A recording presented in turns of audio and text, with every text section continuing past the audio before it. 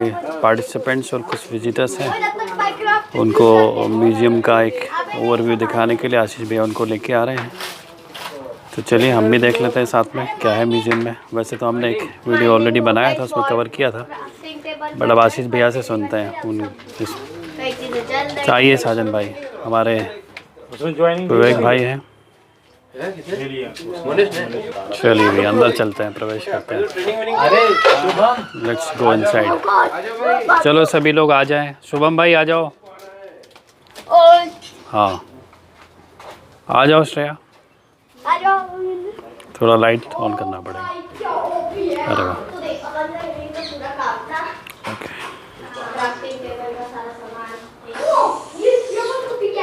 तो ये है भाई अपना म्यूजियम।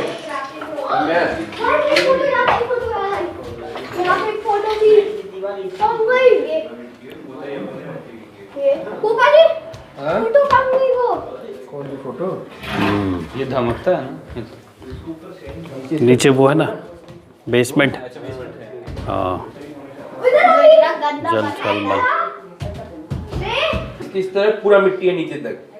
इसके उसमें नीचे कमरा है, उसके ऊपर पटिया पड़े हुए हैं, रैंक्स पड़े हुए हैं, रैंक्स के ऊपर मिट्टी है। इसके नीचे कमरा है, उसके नीचे कमरा है, इसके नीचे नहीं, इस वाली तरफ।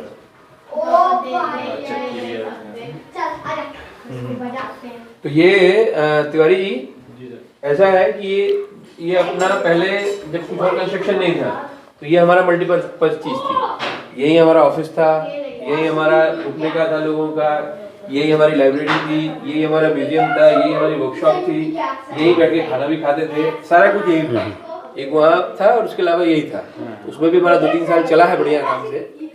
अब ये है कि अब यहाँ पे म्यूजियम है, लाइब्रेरी है, बुक काउंटर है, ये चीजें अभी यहाँ बची हुई है ना। तो ये म्यूजियम भी इस चीज का है कि जब हमारे यहाँ पे प्लास्टिक और बड़े कारखाने नहीं थे, जो आज के जैसे बड़े बड़े कारखानों की जो बात है, मतलब वो तो शैतानी कारखाने जैसे जो दिखते हैं इतने, तब भी हमारे यहाँ सारी चीजें होती थी, तब भी खाना बनता, तब भी बाकी सारी चीजें होती थी, इससे बढ़िया ढंग से करते थे। तो क्या हर तरह की चीजें हैं, जैसे ये मिट्टी का पूरा सामान है यहाँ पे। मिट्टी में ये देखो, ये हमारे यहाँ पे जो नॉन स्टिक चल रहा है ना, ये नॉन स्टिक आज हम लोग बोल रहे हैं नॉन स्टिक करके, केमिकल और दुनिया भर के आर्सेनिक लगा के, ये हमारे यहाँ नेचुरल नॉन स्टिक बनाते थे। क्या है वो?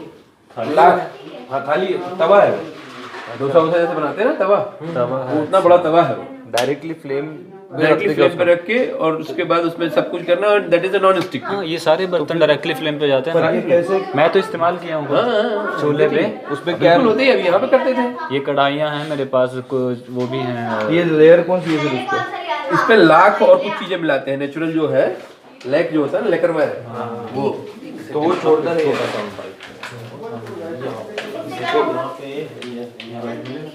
अभी आ रहा हूँ, लेकिन मैं बेसिकली पंजाब से हूँ। तो यहाँ जो इमीडिएट आने का जो पर्पज़ फ़िलहाल तो एक कार्यशाला यहाँ पे हो रही थी मड फ्लोरिंग की, उसके लिए हम आए हैं। लेकिन उसके साथ साथ पर्पज़ था, मल्टीपर्पज़ था कि यहाँ किस तरह की व्यवस्था चल रही है, कैसे सब कुछ चल रहा है, क्या क्या प्रयास हो रहे हैं, उन सबको समझना भी एक मोटिव था। तो यहाँ पे बहुत अच्छा एक्सपीरियंस रहा है। तो इस चीज़ पे काम हो रहा है कि हमारी पहले की व्यवस्थाएं कैसी थी जो अब नहीं रही हैं, उनको फिर से रिवाइव किया जाए। जो ग्रामीण हमारा एक मॉडल था, हमारे भारत के गांवों का एक मॉडल था जो अपने आप में सेल्फ डिपेंडेंट था। अभी हम जो देखते हैं कि जो किसान हैं या गांव के लोग हैं, जितने भी हाथ का काम करने वाले कारीगर लोग गांव में होते थे, वो सब उनका प्रोफेशन छूट गया है। वो सब चीज़ें बड़े बड़े कारखानों में शिफ्ट हो गई हैं। तो उनके पास का क्या है कि अपना ही एक सिर्फ एक स्वामित्व बन जा रहा है, तो बाकी लोगों की उसमें कोई हिस्सेदारी नहीं है। तो और ऐसा होने से, मतलब बिजनेस माइंडेड होने से बहुत सारी चीज़ें ख़राब जो हुई हैं, तो उनको हम फिर से उसी मॉडल के हिसाब से सारी कुछ जो प्रयास यहाँ पे हो रहा है, और उसी चीज़ को थोड़ा ज़्यादा गहराई में समझने के लिए हम लोग यहाँ पे हैं। आप बेसिकली करते क्या हैं? मैं वैसे एक्टर हूँ, अभिनेता हूँ। तो हम थिएटर और रंगमंच से जुड़े हुए हैं, और भी म्यूज़िक, संगीत और पोइट्री वगैरह इन सब चीज़ों से जुड़े हुए हैं। और थोड़ा बहुत अभी फिल्म की तरफ भी मूव हुए हैं, उसमें प्रयास चल रहे हैं। लेकिन इन सब हमारी संस्कृति की चीज़ों से बहुत समय से जुड़े हुए हैं और उनसे जुड़े रहना चाहते हैं, और इस दिशा में भी आगे अच्छा प्रयास करना चाहते हैं, इसीलिए यहाँ पे। ये अभी नाटक कॉन्सेप्ट है, मूवमेंट है, तो हमारे जो कारीगरी की चीज़ स्टैंडर्ड करके गए। अच्छा उधर समझ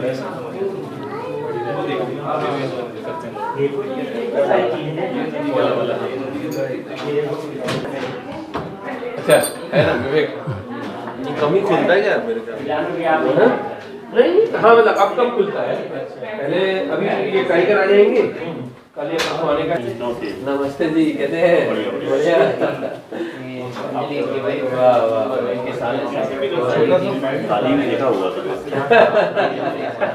बिल्कुल। हाय राम। अपना पूरा बताना। ये क्या असली सिंह है या लकड़ी के बने हुए हैं? असली है। अच्छा, लग रहा है असली, ये देखो। उसका है क्या?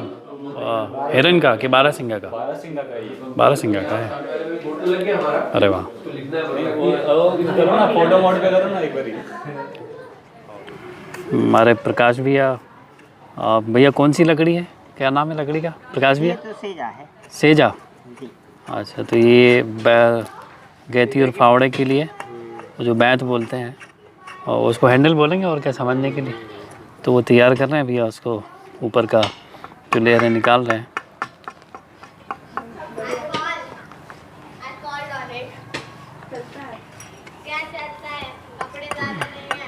अरे तो क्या करना है कपड़े पहन के, ऐसे ही घूमना, जंगल है।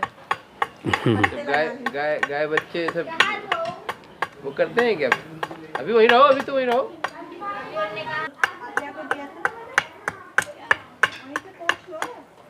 सबसे अच्छी गाय की रहे थे प्रकाश? तेंदू। तेंदू की, दोनों खिलाने, हाँ फावड़ा गेंद। खिलाने भी, गेंद खिलाने। हाँ, बांस के भी ठीक बना था। बांस के भी ठीक रहे। तेंदू टूटे नहीं। हाँ, लचक रहते ना वो। हाँ,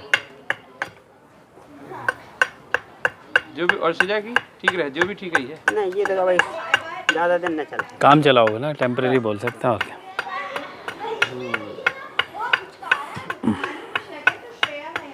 और जो आप वो रखे हो उसको क्या बोलते हैं, हथियार को? बकिया। बखिया।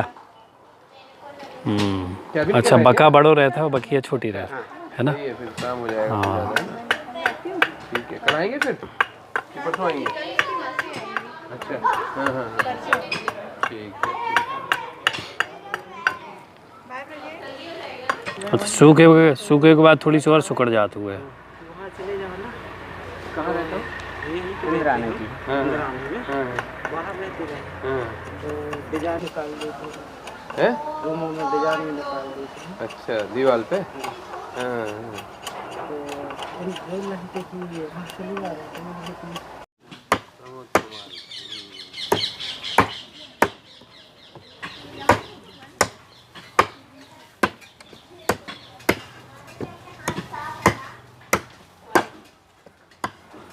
भोजन जो पक रहा है वो सिर्फ ये चीज़ शेयर करने का पर्पज़ ये नहीं है कि भोजन कैसे देसी पद्धति से हम पका रहे हैं और कैसे लोग शिविरार्थी और पार्टिसिपेंट्स यहाँ पे भोजन करेंगे, बल्कि ये भी है कि हमारी जो सनातन पुरातन भोजन बनाने की भी जो पद्धति रही है कि उसमें भी कैसा स्वास्थ्य और आयुर्वेद सीधा सीधा जुड़ा हुआ है।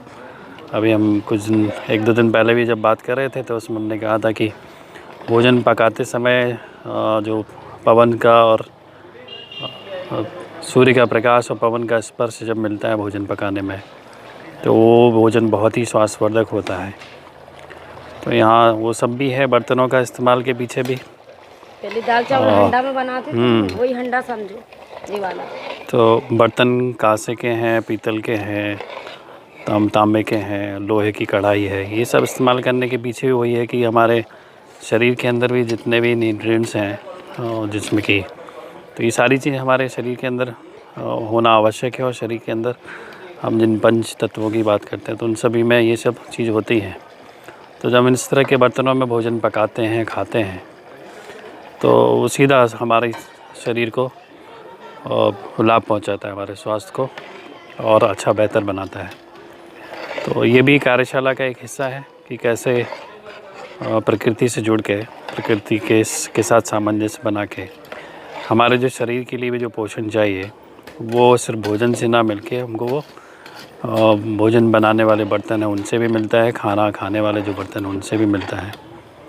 तो ये भी एक वर्कशॉप है, वर्कशॉप का इसका है। वैसे फॉर्मली भी इस तरह की एक वर्कशॉप हम भविष्य में करेंगे, भारतीय आयुर्वेदिक तरीके से भोजन बनाने की, भोजन पकाने की और भोजन करने की पद्धति। तो अभी संतु दीदी हैं, बाटी तैयार करके ले आई हैं। तो हमारे वर्कशॉप के पार्टिसिपेंट्स और कुछ विजिटर्स हैं, उनको आशीष भैया यहाँ के स्ट्रक्चर के बारे में, यहाँ के जो भी चीज़ें हैं उनके बारे में समझा रहे हैं। साजन भाई और जितने भी पार्टिसिपेंट्स यहाँ आए हैं इसी हॉल में रुके हैं। रात को बढ़िया चर्चा भी चली थी 11:30-12 तक। क्यों साजन भाई? हाँ, तो ये हॉल है इस आश्रम में जहाँ पर सभी लोग रुकते हैं, रात को सोते हैं। सोने के जो आधुनिक भाषा में क्या पलंग बोलेंगे, लेकिन पलंग नहीं है। जो यहाँ भी देसी संस्कृति, जो भारतीय संस्कृति है, ग्रामीण संस्कृति है, खाट वगैरह लगे हुए हैं सोने के लिए। तो कल हम बात ही कर रहे थे कि खाट पर सोने से जो कमर में और बैक में जो प्रॉब्लम्स आती हैं सोने की वजह से, वो नहीं आती हैं। तो इसलिए खाट हमारे भारत प्रमाण तो यही है कि लेट के देखो, सो के देखो तो समझ में आएगा। क्योंकि बूढ़े लोग जो है जिनको बैक दीपशिका दीदी जबलपुर से ये रुकना चाह रही थी लेकिन रुक नहीं पाई। संध्या दीदी ना, संध्या दीदी, शव्या। अब जो मैंने 15 दिन में समझाया ना, उसमें खाट के बारे में भी उनने बोला था, गुरुजी ने बोला था कि पहले के ज़माने में हमारे घर बहुत बड़े बड़े हुआ करते थे, लेकिन घर में ना कोई भी जगह घेरने वाली चीज़ें नहीं थी। जैसे पलंग है, पलंग तो क्या 24 घंटे बिछा हुआ है। खाट जो है कि अपन को रात को जब सोना हुआ तो बिछा लिया, उसके बाद उठा के रख दिए, जगह फिर खाली। हाँ, दिन में जगह फिर खाली हो गई। तो कोई भी जगह घेरने वाली चीज़ें नहीं थी।